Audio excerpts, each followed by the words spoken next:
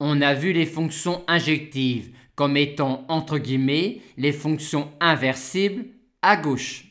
On va maintenant voir les fonctions surjectives comme étant les fonctions entre guillemets inversibles à droite.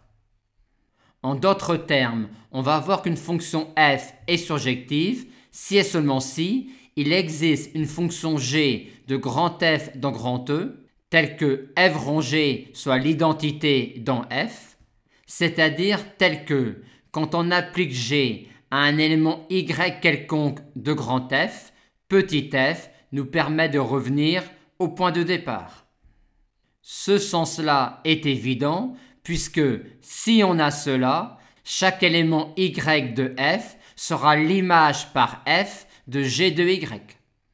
Maintenant, quand f est surjective, comment alors définir une fonction g de grand F dans grand E telle que f rond g soit l'identité dans f? Comme f est surjective, chaque élément y de grand F a au moins un antécédent par petit f.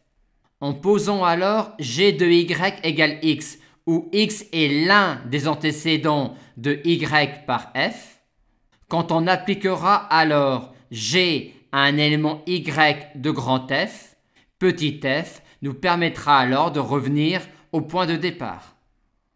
On a donc désormais une nouvelle idée pour montrer qu'une application est surjective.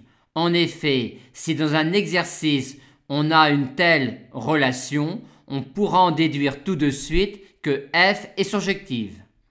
Mais on a aussi une nouvelle idée pour utiliser une hypothèse f surjective. Quand on a une telle relation de composition sur les fonctions, il ne faut surtout pas, en général, simplifier par petit f. Par contre, si f est surjective, on le peut. En effet, si f est surjective, f est entre guillemets inversible à droite.